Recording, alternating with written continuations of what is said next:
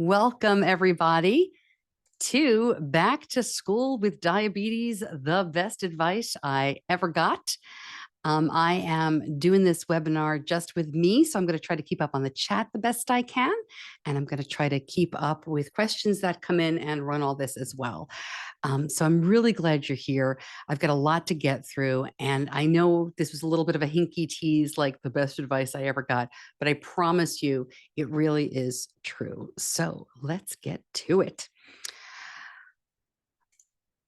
So who am I? Hi, if you're new around here, my name is Stacy Sims. Welcome. I'm really glad to have you here. As I say on the podcast all the time, I am an author, a podcaster, and now an event organizer. So my podcast is called Diabetes Connections. It is a weekly podcast for and about people who use insulin. We do everything from technology deep dives to celebrity interviews to discussing college with my son, who just went off to college. He was diagnosed right before he turned 2, and he is now 18. So he just did an episode with me. I'm still recovering from him going to college, but we're all in this together. I'm hanging in there. I'm the author of the World's Worst Diabetes Mom series. The first book was The World's Worst, and the second is still The World's Worst Diabetes Mom. And much of the advice that I talk about comes from the book, but it's not exactly word for word. I don't have a chapter about this in the book, so we kind of hint on it, but this is new information. If you've read the books, this will be new stuff. And then, of course, I have Mom's Night Out, which is a brand new event that I started earlier this year, and I'll talk a little bit more about that. But if you live anywhere near to Texas, well, it's a big state, but the Dallas area, Providence, Rhode Island, and Charlotte, North Carolina, those are our next stops with more to come. All right, so this is my son, kindergarten to college, just to give you a little bit of where I come from on this. My son was diagnosed right before he turned 2. He was 23 months old. So we've done back to school many, many times. That back to school in kindergarten does not look exactly like back to school in college, but the advice I'm going to talk about tonight is applicable for any age. And I think the younger you can start, the better. But yeah, we just dropped him off, and that was a big deal. That's another. I'm actually going to be doing a webinar on college along with the Diabetes Link, which used to be called the College Diabetes Network. So I'll be working with them on that. That's later this month. If you follow me on social media, and I can send some emails out on that when you get. I'll send an email up on a follow up on this webinar. I'll include the information. If you know anybody with college age kids, we're going to talk a lot about that. And then this is Mom's Night Out, which I mentioned. I'm going to give you a promo code if you want to participate in that, but it really is an awful lot of fun. And I'm more than happy to answer questions about that. Mom's Night Out is a social event, but it's also an educational event. We learn about the latest in technology, lots of peer-to-peer education, and then you get to check in with endocrinologists and diabetes educators for free. It's part of the event cost. Once you're there, you get everything, including cocktails and crafts, which is a lot of fun. I said for free. The event isn't free, but the check-ins with the endos and the educators are. I'll get more to that. You're not here for that. Let's keep moving. All right. So what is the best advice I ever got? The last disclaimer I have is that I am not a medical professional. I am a mom. I'm a podcaster. I'm a good researcher, but this is all mom level, been there type advice. This is not medical level stuff. Okay. The best advice I ever got, I kid you not, was teach your child to speak up and ask for help. I know that sounds really simple. And I know many of you are like, what the heck? I came here for the stock, the juice boxes, give me the 504 plan, test and treat in class. Yes, all of that is extremely important. But you've got to teach your child to speak up and ask for help. The beginnings of advocacy and education happen when our kids are in school. And unfortunately for people with type 1 or any disability, and we'll talk about the disability part of it, because I know not everyone is comfortable with that, but part of that is learning to ask for help. It will keep your child safe. It will help you give them more independence as they get older, and it will actually give them more confidence. So let's go through it step by step, because this doesn't happen automatically, especially with shyer kids. This is not something where you can just be like, okay, don't forget to ask for help. Have a great day. Bye. See you. You've got to do a lot more with them. So 5 steps to help at any age. Walk your child through asking for help. You've got to practice this with them. Now, this may seem really silly, but you can role play with them and have them ask. Now, experiencing saying things out loud, and we're talking about elementary school age, we'll get to middle school and teenagers who are harder, but elementary school kids, having them actually sit with you and raise their hand, it may feel silly, that's okay, and say like, my pump site is leaking, right? Or I feel low. Actually saying those words out loud in practice may make it easier for them to ask for help in the classroom, because I'm assuming many of you, if not most of you, have kids who use a continuous glucose monitor, and their Dexcom alert or their pump alert may be going off in class, signaling the teacher or the helper that they need help, that they need something. It's the times when the alerts and alarms are not going off that we're talking about here, right? Leaky sites, I feel low, wonky stuff is happening, my pump is out of battery, or whatever it is. So you also find out a lot about what your kids are thinking and feeling during these exercises. I like to role play lots of stuff. I won't get into too much here, but like going to the airport with diabetes, stuff like that. I like to role play with my kids and get them ready. And you find out what they're thinking, especially like toddlers. You find out through play what they're really feeling and thinking about diabetes. So this kind of stuff can spark some really interesting conversations. Now, with older kids, been there, you can talk to them about like, what do you think you might say without making them role play an entire conversation? Because middle school kids, it's tough enough to have them, not grunting through the conversation with you. And for teenagers, this is a really good exercise in how to advocate while still being polite. There are going to be a lot of times, and we're going to talk about this, that they have to have conversations with people who aren't super educated with type 1, especially as they get older and more independent. So this is a way that you can kind of start that with them. Teenagers, in my experience, are more likely to have these conversations with you. It's that middle school age that's tough, but don't stop working with them. And we'll talk about that in a little bit. But definitely role play and practice asking for help. Remind them, assure them that you have their back. Again, do not assume that they know this. And what do I mean by this? Okay, so we always told my son that he couldn't get in diabetes trouble, right? We all parent differently. I get it. This is something that worked for us. So what does that mean at school? Diabetes trouble would be like he should take care of his urgent diabetes needs, no matter what the teacher has said. Even if the teacher has said no, you cannot leave the classroom if you have to urgently go to the bathroom. You cannot see the nurse because your pump site is leaking. Things like that. We would always say, if you need to, get up and go. And you may be in trouble in the moment, but we will have your back and we will stand up for you. And, it may surprise you that a lot of kids have no idea that you will help them in this way. Most kids, especially again, elementary school, are very much rule followers. That's how my kids were, right? It would have been horrifying for my son. And we had a whole conversation about this. Horrifying to him to think about eating on the school bus when no food was allowed. Well, of course he was allowed to chomp on some glucose tabs or drink a juice box or, have a snack, have something, fruit snacks or whatever was in his bag at the time. Of course he was allowed to do that. But we had to talk it through because he was really convinced that he would get in trouble if he did something like that. And the driver might have said no eating on the bus. So we talk, what would you say? How would you deal with it? And know that even if they pulled you into the principal's office, we would be there to say, no, he's allowed and it's going to be okay. You can also talk about like, when would this happen in the school building? If there's a substitute teacher, that sort of thing. If you're going to a new class where they're not familiar with you, and kind of get them ready. Now, look, this does not apply to breaking regular rules at school, right? I don't have his back if he's using his phone to play games or if he's like wandering the halls at school just for fun. They know the difference. And I think this was a big deal for us. So I have lots of funny stories. I'll be real quick about this one.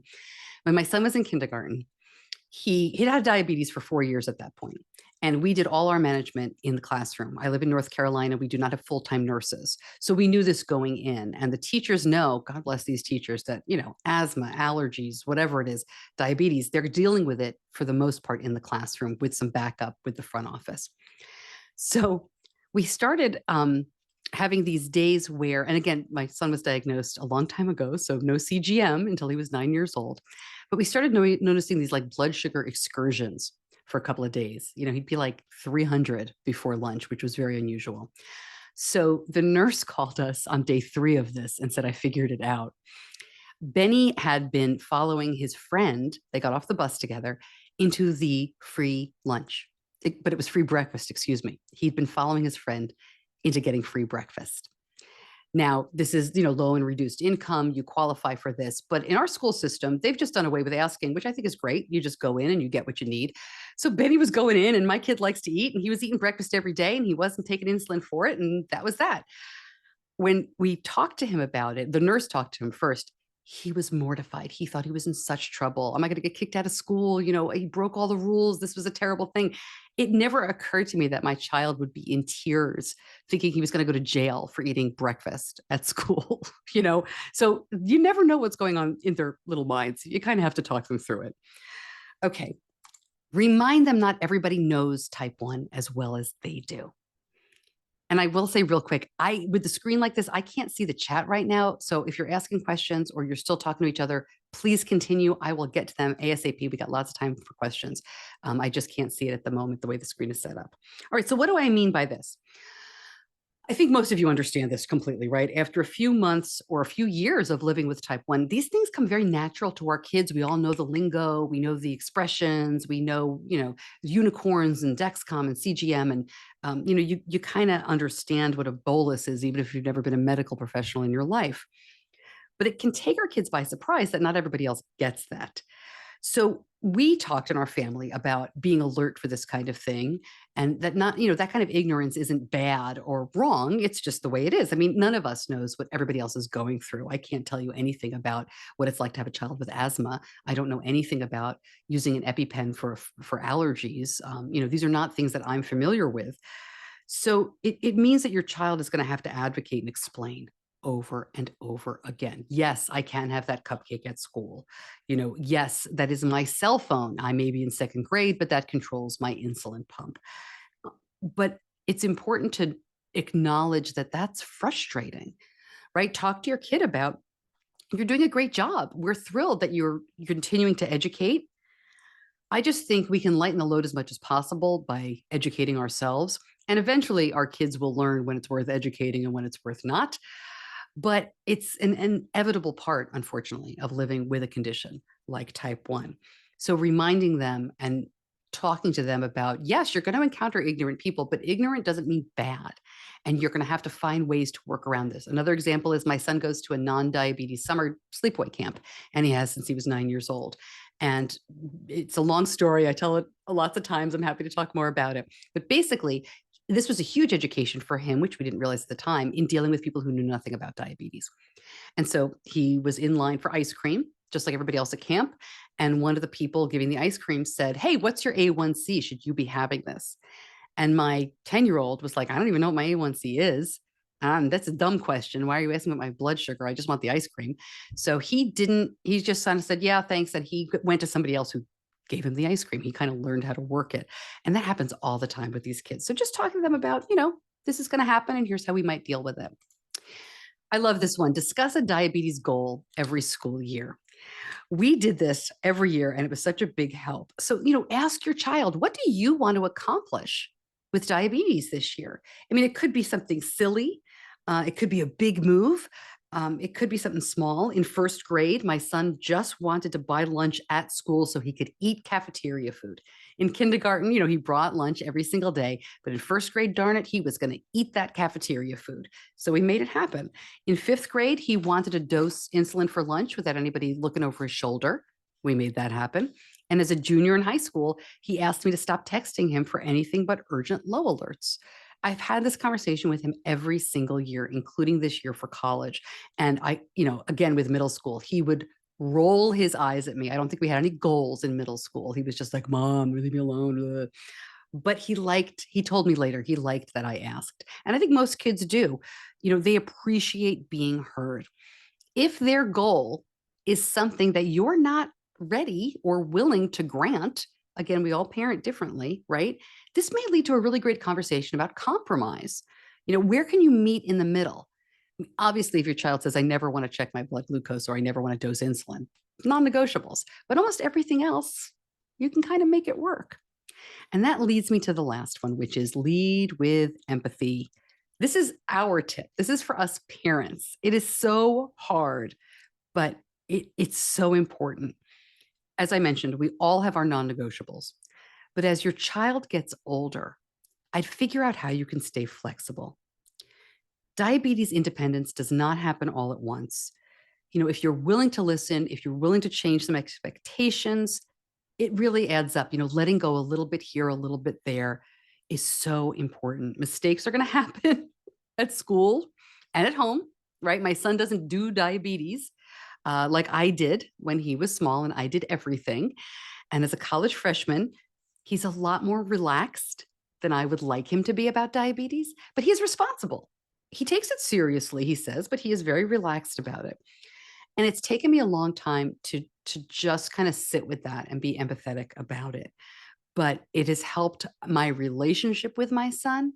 He talks to me, he jokes to me, we text almost every day, and we have a great relationship. And I think it's because of the empathy that I was really told other moms, older moms whose kids are now in their 20s and 30s, who really helped me out, just said the best tool in your toolbox for your teenager is empathy. Don't expect perfection. So those are my 5 steps. I want to talk about one more thing here. So this is a picture of my son. This is the first time he moved his Dexcom to his arm, a big day, because this is also back in ye olden days. I don't know if you guys can see, this is the G4 Platinum. So I don't know, he's maybe 11 years old here, but wearing it on your arm was not common at all. It was one of these things that you'd kind of see somebody in the internet and be like, oh my God, they're doing it. Should we do it? So he moved it from his stomach to his arm. And of course, he hasn't moved it off his arm since. But I like this picture because it makes me just think of that big step toward independence. But I want to talk to you about share and follow and what works for us. I think this is a really big deal for parents. All I'll say is this is up to you. I would say have a plan. I would not ever mindlessly share and follow. And what I mean by that is sit down. If your child's old enough, you can do this together. If not, you can kind of present the plan to them, but make sure they know the deal. And the plan is this. If your blood sugar is above X for X amount of time, here's how I'm going to communicate.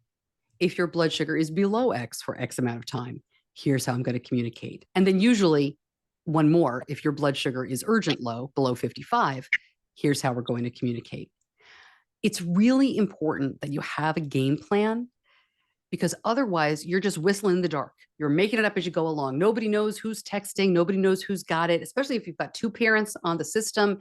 You've got to decide who's going to communicate, how often, or that kid is going to get completely burned out with all the notifications. And this is stuff that you adjust as they get older. And I found this worked so well for us. When he first got his CGM, we didn't even have share and follow. He was 9. And they didn't have it yet. It was not available. So he was about 11. He was going into 6th grade when we finally started using this. And that was an age where he didn't want to. If you're not on mute yet, can you please make sure you mute yourself? I'm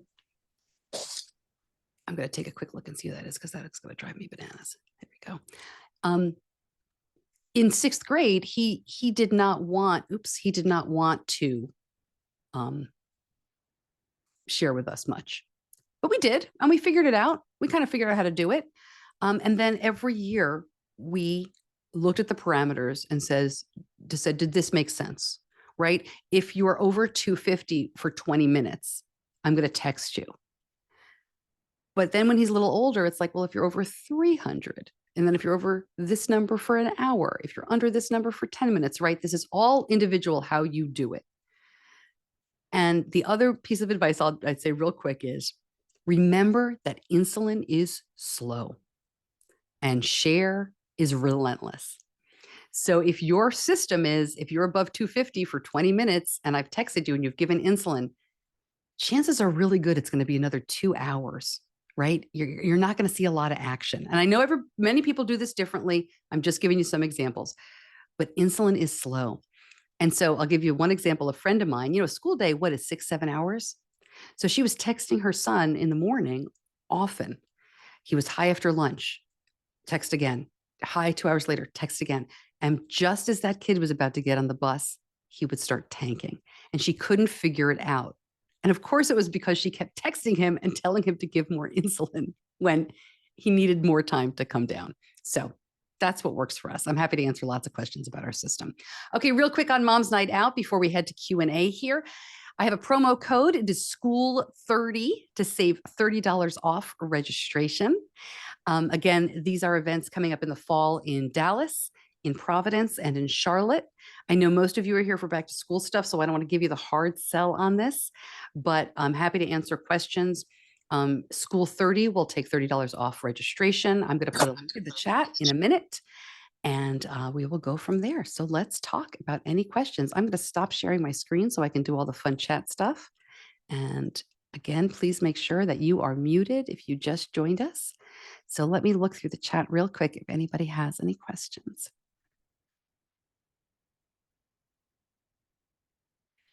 Oh my goodness. All right. The first one is charter school. This is a very good question. Charter schools and private schools are very tough. And I'll share if you're not in the chat. This mom says her type 1 diabetic daughter is enrolled in a charter school expected to start September 6th. I received an email saying they cannot let her because of her condition. So, and she's okay, this mom says, going to school for insulin delivery. I think I would do two things. And I'm going to put this in an email that I'm going to send you all tomorrow, but you can certainly look it up yourself. There is a wonderful resource from the American Diabetes Association, and they're Safe at School. You'll notice I didn't go through 504 plans here or too much legal stuff because I'm not a legal or medical professional, but there are a million tools from the American Diabetes Association. If you go to diabetes.org or search ADA Safe at School, I will send you the direct link tomorrow in the email. They may have resources and tools for you. If it were me, I would call the school. I would explain your willingness to go to school to give the insulin that may do it. Unfortunately, charters and some private schools, if they don't receive any federal funding, they don't have to abide by this kind of stuff. However, most of them, I shouldn't say it like that, many of them are receptive if you have ways to educate them. I would also suggest, I don't know your situation, if she is on an insulin pump or uses any kind of device, sometimes you get really lucky and the reps in your area, Tandem, Omnipod, Medtronic, Dexcom, Abbott, many of those reps will go to your school. Way back in the day, in about 2007, when we started my son on an insulin pump, it was the Animas Corporation, which no longer exists, but that rep came to daycare with me and helped educate the folks there. Charter and private schools, especially religious schools, can be very, very difficult because they could exclude whoever they want. So I do wish you the best. The other thing I would say, if they're not receptive, and this is a school, I mean, your school's supposed to start next week, it looks like for you. I would call the American Diabetes Association in your area and ask for their help. JDRF is wonderful, but the ADA is the legal, most of the time, they're the people who do the legal advocacy, so they'd be able to help you. All right, another question. How do you manage or make sure that all parties are communicating with each other? And by that, she means the classes, the specials, the gym, the art teacher, the music teacher. I've seen this managed in different ways. The way that we did it was we went to the school and met kind of on that open house. Many of them have that before school starts. We would kind of go through. If you have a school nurse, if you have a full-time school nurse, you might want to ask her first how she'd like to handle it. Sometimes they can be a little finicky. I've seen a lot of moms make gigantic boxes of low stuff and gear and lists about, me and my kid, and bring those to all the different specials. We never did that. This is a good question to kind of give me a chance to answer that question. My son carried a bag with him everywhere. And in the bag was low stuff and a blood glucose meter. And that was it. He didn't have a CGM in elementary school, but that was all he carried with him. And that was all he needed. And it went everywhere with him and it had his name on it. So if it was left somewhere, it always found its way back to him. Many parents are not comfortable with just that. And so they want to have a kit in every classroom. So if you bring that kit to every place your child will be, you can have a brief chat with the specialist there. I would also, again, this is why it's so important for your child to know how to speak up for themselves, because it's in those specials classes where you have substitutes. They're not there every day. They may not remember. This is a chance for your child. And again, I know that kindergarten, I don't know how old your child is, but kindergarten may seem too young. They are too young to be the responsible one, right? We're not saying put the burden on the child, but kindergarten is not too young to start teaching to say, I need help. I have type 1. I need to go to the nurse, and practicing doing those things. But I would say it's up to us as parents to, even as far as high school, I sent an email to everybody that my child would see. The email changed a lot, right? Like in first grade, it's Benny has type 1 diabetes. I'm coming to school to read a story. Here's all the information, blah, blah, blah. Middle school, it was like, hey, I bet you know how to deal with middle school students better than I do, but I want to make you aware that he is type 1. In high school, and I didn't do this as junior year, but in high school, it was, hey, you've got a kid in your class with type 1. The nurse knows, he knows, it's all good. He may beep. That was about it. So I hope that answers that question for you. I'm scrolling through the questions. Oh, hey, so Nicole says her 5-year-old daughter just started kindergarten. She was diagnosed at 2. She's been home with me every day for the past 3 years. So going back to school has been really hard for both of us. So I just want to say, Nicole, kindergarten for me and my diagnosed at 2-year-old kid, that was the hardest transition in terms of my fear and stress. And my kid had gone to daycare and preschool and was not at home with me every day. So kudos to you. You are not alone. It is so scary because there's so little. I was so worried. There were different milestones ahead, but the fear of sending him to kindergarten and what we did, again, we all parent differently. So this was finger sticks, right? Again, no CGM. So what we did was we wanted to help him be more independent and really help his teachers, because again, no school nurse full-time at my school. And North Carolina is a state where you can self-treat. There are some states, I think few and far between, where your child has to go to the nurse for every bit of care. Again, this is in the Safe at School stuff that I'll send you in the email. They have state-by-state laws and regulations. It's really helpful. So we knew that he could do his own care in kindergarten.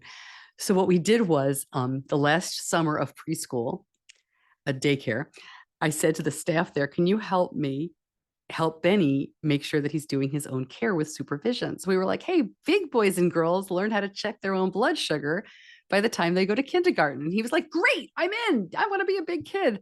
So by the time he went to kindergarten, he could do all of his blood glucose checks and he could press the buttons on his pump with supervision, right? He was never allowed to do it by himself. He's not the kind of kid who ever wanted to do that or tried to do that. So we were very lucky.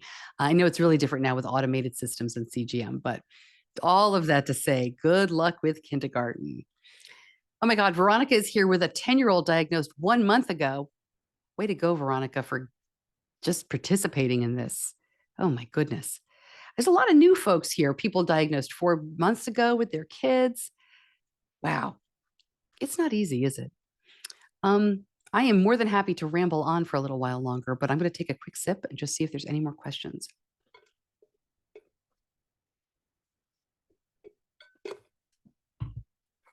Check my notes here.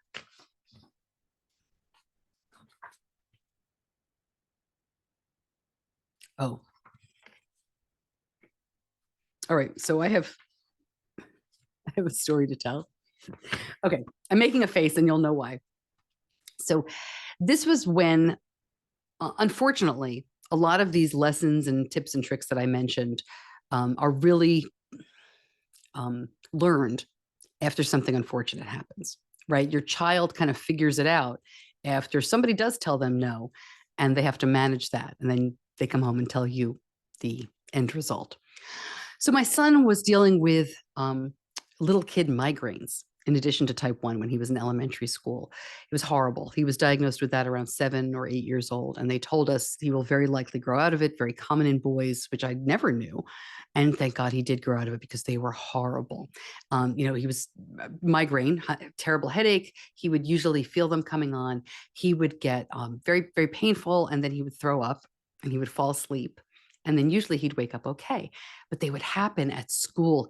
They would have like every Monday, 3 or 4 Mondays in a row, and then he'd be okay for a while. And then it would happen again. So this is like 2nd, 3rd, 4th, 5th, 6th grade. So in 4th grade, the teacher did not believe him, which made no sense because he'd been having these at this elementary school. But she got really fed up with him leaving class and told him, you can't leave. Basically, I don't believe you're having a migraine. And my rule following kid, I didn't say you can't get in migraine trouble. It never occurred to me to talk to him through that kind of stuff. He sat back down and tried to keep learning. Well, of course he couldn't. He was in too much pain, and he stood up to tell her, like, I got to go to the nurse, and he threw up. Now, thankfully, he made it to the trash can in the classroom, but she believed him after that. But it should never have come to that. But I think it's a lesson in there, like it is with diabetes. Unfortunately, we can talk to our kids, but you don't know what you don't know. And, he never stayed in the classroom again. He just walked right out if he was having a migraine. All right. Any tips or tricks to keep them drinking water during school? This is not an issue that we ever had. Okay, I'll say this is up to kind of you and your kid and your school. I am all right, I'll be very careful how I say this. If this is a question about keeping hydrated for better CGM readings, I think that is kind of an old wives' tale. My kid never did any extra water drinking and has great CGM accuracy. If your child is high and is thirsty, they definitely should have access to water. But I don't think your child, I don't think my child, let's put it that way, my child needed extra water during the school day unless his blood sugar was really high, in which case it was in his 504 plan that he could leave. So those are just basic, I would say, the tips that get any kid to drink water. You could send them with a water bottle. You could talk to the teacher about making sure they get water breaks. You could, if your child doesn't like to drink water and that's what you're struggling with, a lot of adults will take a cup, like here's my gigantic water bottle, and you can put like little things on the side. I mean, I would not give a child this size water bottle for school, but a smaller one and put little lines on it, like happy face or whatever, you did it and stuff like that. That may help. Definitely talk to the teacher if you're concerned that they're not able to drink during the day. But I think that's really important to just kind of figure out what the issue there is. If it is to stay super hydrated because you think the CGM works better, we haven't found that to be the case, but everybody's different. Are there any questions about talking to kids at school? One of the questions I get is how to explain diabetes. And I can do that real quick. You made me thirsty now. You made me want to drink all this water. One of the things that goes toward this asking for help is making sure all of their friends. Yeah, I knew it. So Veronica says my daughter doesn't want to tell friends. So I think this is a two-step process depending on your child's age. And the second step may not happen if they're older. The first step is, especially a newly diagnosed, but even if they haven't been diagnosed for a while, pick a couple of really good friends and invite them over for pizza or, something. If your child doesn't eat pizza, invite them over for a movie night and just say, with your child right there, or have your child do it depending on the age, but I'm thinking of like a second grader, we're going to explain diabetes. Hey, you may have noticed that Benny hasn't been in school for a while, or, you may have noticed that things are different at school for Benny. There's lots going on now, and we're ready to talk to you about it. And super quick, doesn't have to be a whole song and dance, but explaining type 1 diabetes. And we always told friends, look, you guys are going to be the biggest helpers that Benny can ever have. If you notice that he's not feeling well, please tell a teacher. If you notice that he needs something, can you please help him get it? If he needs to help walking, if he needs to go to the nurse, he always needs a helper with him. Maybe you guys could look out for him. And his friends really were the best. And the second part to that is, and then the rest of the night is just fun. It's not all like, hey, now we're eating, you could do it that way, but you don't have to lecture all night long. Just having them come over, doing a little bit about diabetes and going from there, and talking to your child in advance about how much you want to explain and what they want their friends to know. The second part of that is if they are young enough, you can go to school and read and explain. And I have the kind of kid who's very outgoing and wants to do this. So I would read a story and then he would show off his pump and have other kids, oh, you can touch the pump or whatever they want to do, and explain that way and take silly questions from the kids.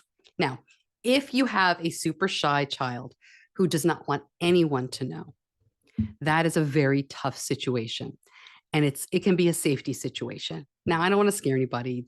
They have adults looking for them at school. I always used to tell my kids when they were little and wanted a cell phone, you don't need a cell phone. You're never without an adult, right? Kids under the age of 10 are not unsupervised at school. So I don't think it's a safety situation for a younger age. I would encourage you to start with her before she tells her friends to find some role models with type 1 that are specific to her. So if she likes to, I'm trying to think off the top of my head, if she likes to ski or kayak or play volleyball or do fashion or read books or play chess or, if you have interests, Veronica, that you know of her and you don't know anybody in the diabetes community, email me or, just ping me and I will find you somebody, because there are so many wonderful people out there who are open. It doesn't matter if her dad is type 1, right? That's a great point. It doesn't matter. I bet it doesn't matter to her. It would be really cool if it's like a stranger on Instagram. I kid you not, right? I know so many people whose parent is type 1. They don't think it applies to them because God forbid they have something in common with their parent, right? It's a funny little situation with these kids. I'm not a child psychologist. You might want to ask your endocrinologist to confirm this. But just because her dad is type 1, again, I don't know how old she is, but what do you have in common with your dad when you're 9 years old? I mean, hopefully there's a lot of common ground and she respects him and loves him. But if she wants to be a pilot, right, and he's an accountant, it might be better for her to see a pilot with type 1. There's a couple of people who work at NASA with type 1. All these folks are really open about it. And sometimes seeing those people, talking to those people, so many of these folks are super open, that can really help. The other thing is, if you can find a conference to go to, I have my mom's night out, but that's for us. If you can find a conference where there are going to be other people with type 1 of all ages, I'll give a quick plug. I'm not affiliated with them. I don't get a kickback, nothing. If you can get to Friends for Life, that's a conference in July in Orlando, Florida. It's so hot. It's terrible. But it is amazing. They have regional conferences. They have one in New York this October. It's in White Plains, New York. And they have one in the spring. I believe it's near Fairfax, Virginia, near the DC area. The regional conferences are smaller, but this group brings together, it's like a summer camp. It's amazing, of adults and kids, people of all ages with type 1 diabetes, and they bring in celebrities and the kids get to meet them. And a lot of kids come in wanting to hide their diabetes, and adults come in wanting to hide their diabetes and leave feeling a lot better about it. But just going to a diabetes camp may help. If you have a local camp near you, going to a JDRF event, all that kind of stuff. She needs to swim in the soup of more confident people with type 1. I don't mean to imply that she's not confident. You know what I mean? Like, if she's hiding it, she needs to breathe the air and swim in the water with people with type 1 who are kicking butt and taking names. And that helps a lot of kids. It really, you need a community around you. You, as parents, you need it too. That's really tough. I did not have a shy child. And I always wondered, like, what would happen? Because it's a heartbreaker. I get it, because you want your kids to be confident and feel good about stuff, and diabetes stinks enough, and to have that extra layer is very difficult. I hope that helps. I have lots of stupid, funny stories about my kid. Anything else you guys want to know before we start wrapping it up? Oh, I will talk quickly, as long as we're talking back to school. Let me talk real quick about 504s. I'm sure you all know about this. It's a little bit late already, which is crazy in the school year to start talking about them. But just real quick for a little bit of education. You see it on Facebook and it's like, everyone must have a 504 plan from when they are in preschool. And not every school district does that. And it doesn't mean you need to sue them. Our school district does two things. They do a DMMP, a diabetes medical management plan, and a 504 plan. So the DMMP is for everything you'd think about that Facebook tells you is a 504 plan, how they'll manage, when they can go to the bathroom, like all that stuff is the DMMP, whether they can be self-managed, all that stuff. The 504 plan is for testing only.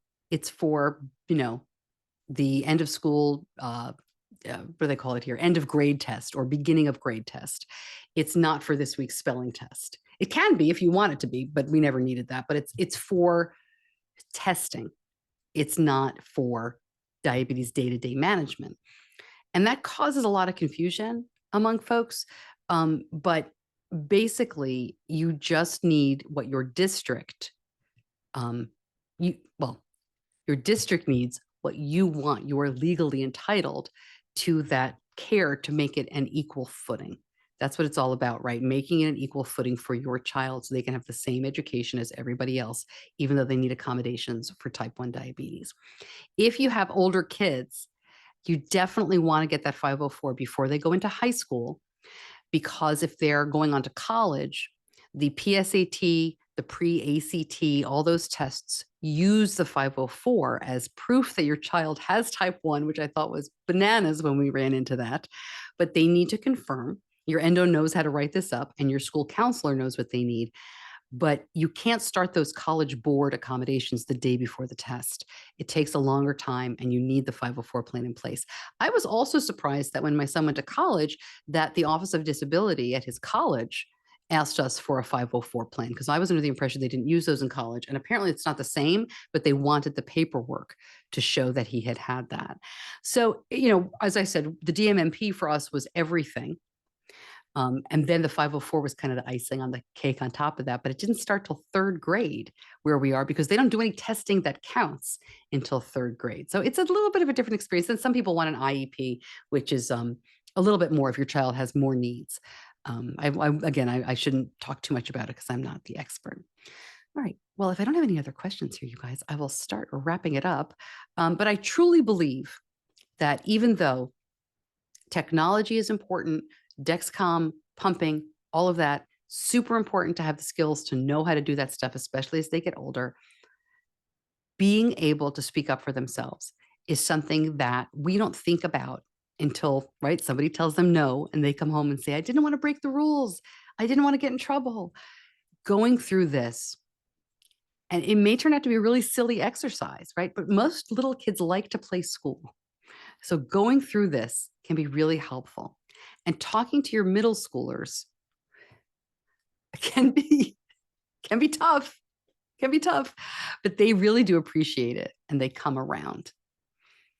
So I guess I will leave it there. I'm going to try. It says I have 3 chats that I haven't read, but I think I got them all. Anyway, you're all on my mailing list now. If you haven't been before, for Diabetes Connections, you can unsubscribe anytime you want. I don't think I'm too bad at sending stuff out, though. Like, I won't spam you. You will get an email tomorrow with the video and the links to the ADA stuff that I mentioned, Safe at School, your state-by-state breakdown, JDRF toolkit, because I didn't really go into that stuff. And I know there's a lot more back to school that many of you want to go through. But if you'd like to stay in touch, if you'd like to learn more about Mom's Night Out, that link will be in there as well as the code School30. And that's it. I'm wishing everybody a very happy and healthy start to the school year. I will also put some information when I know about the college. I want to call them the College Diabetes Network, but it's now called the Diabetes Link. So I'll send some information. I have a question. Will I be able to send an email that you attended? Yeah, I mean, I don't know that you can use it. I don't know how official it'll be, but it's officially coming from me and Diabetes Connections. So if it's not what you need, send me an email back, Danielle, and we'll go from there. But thank you all. I hope it was fun and a little silly and helped everybody learn a little bit. It's really just our experience, and I hope yours is great. Have a great night, everybody. Thanks so much.